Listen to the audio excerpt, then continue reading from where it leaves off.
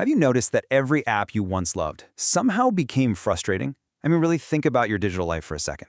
There's this creeping, shared frustration we all feel. The sense that our digital world, the spaces we spend hours in every single day, is slowly, deliberately getting worse. Welcome to This Explainer.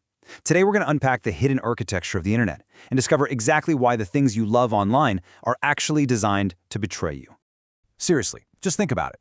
Back in the day, Facebook was this clean, simple way to connect with friends. Amazon used to be this wildly efficient place to just find exactly what you needed.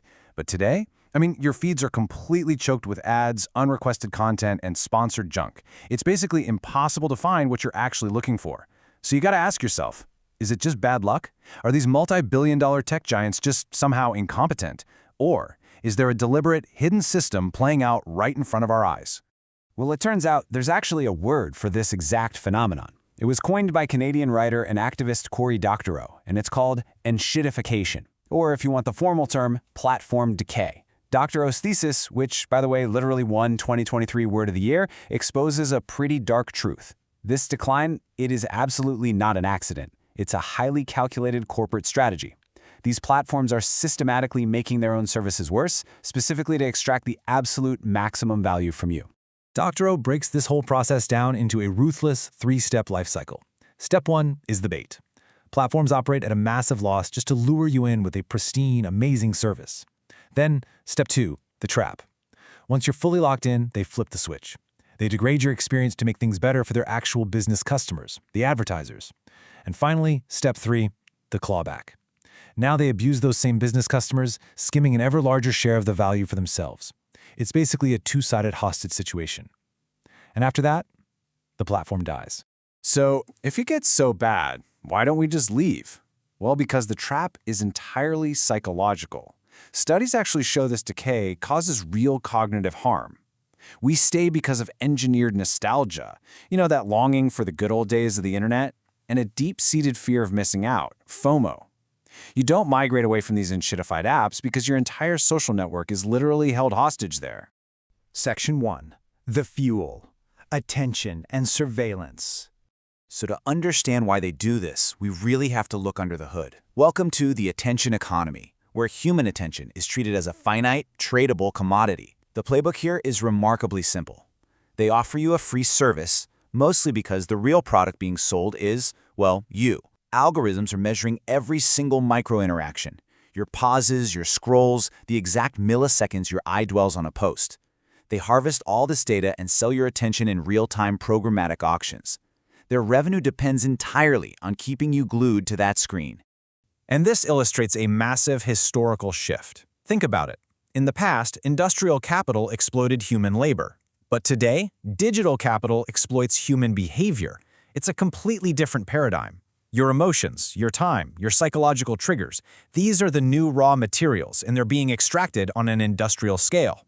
Scholar Shoshana Zuboff actually calls this surveillance capitalism, describing it as a rogue mutation of the economy. This massive machine gives corporations what Zuboff terms instrumentarian power. Simply put, they aren't taking away your freedom by force, instead they are quietly redesigning it. They predict and influence your behavior to guarantee a profit, controlling populations not through laws, but through digital design. And just look at how far this extends. Geographical boundaries literally mean nothing anymore. Digital capture reaches deep into our everyday offline lives. Take smart home assistants, for example. Zuboff notes that just based on the tone of your voice, surveillance capitalists will soon know your moment-to-moment moods. Our living rooms, places we've always associated with sanctuary, are now data extraction zones. But wait, it gets worse. Section 2. The weapons. Dark patterns. To keep you feeding this machine, even as the service actively degrades, platforms deploy psychological weapons. User experience designer Harry Brignolle calls them dark patterns. These are basically deceptive interface tricks crafted specifically to manipulate you into acting against your own best interests, like buying an extra item you didn't want, surrendering more data, or signing up for a subscription. They completely weaponize human psychology, and most of the time you're completely unconscious of them. I want you to mentally check off the tricks you've personally fallen for here.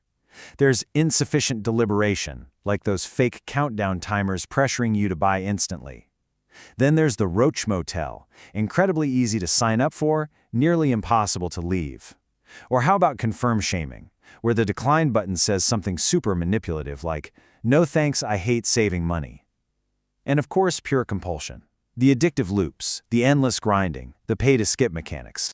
When these tricks are deployed at scale, these dark patterns allow corporations to exert what researchers are now calling biosupremacy, which is essentially hacking our biological instincts to control millions of people. Take cancellation policies, right? By simply hiding a cancellation button behind a massive maze of obscure links or forcing you to wait on hold for hours just to cancel a simple subscription, they maintain this monopolistic control over your behavior and your wallet.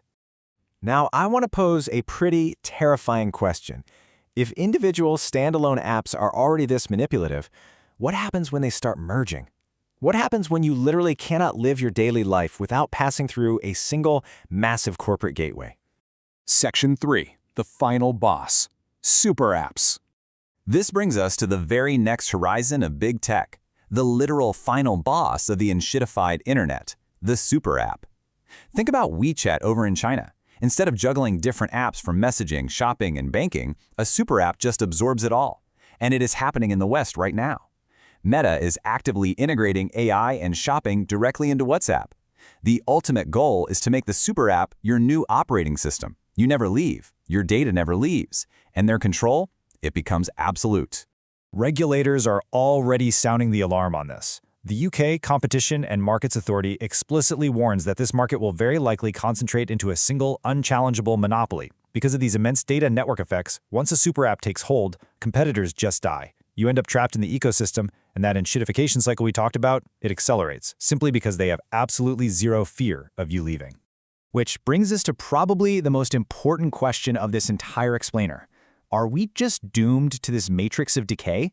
Can anything actually step in and stop the enshittification of the internet and the rise of these manipulative monopolies? Section 4. Government Response. The Digital Markets Act. The answer might actually lie in Europe. The EU recently rolled out a highly ambitious, preemptive law called the Digital Markets Act, or the DMA. It legally designates big tech companies as gatekeepers and hits them with massive, unprecedented restrictions. For example, it completely bans anti-steering, meaning Apple can no longer hide cheaper third-party subscriptions from you. But more importantly, it mandates something called horizontal interoperability. Just imagine being able to send a WhatsApp message directly to a competing, smaller app. It breaks down the walls, aiming to shatter those network effects that keep you locked in. But as researchers at Trento University point out, tech moves incredibly fast. The DMA is definitely a massive step, but to actually survive the coming age of AI super apps, regulators are going to have to constantly adapt. The DMA has to be combined with aggressive traditional antitrust laws to really dismantle these monopolies. It's essentially a high-stakes, constant cat-and-mouse game between government regulation and corporate extraction.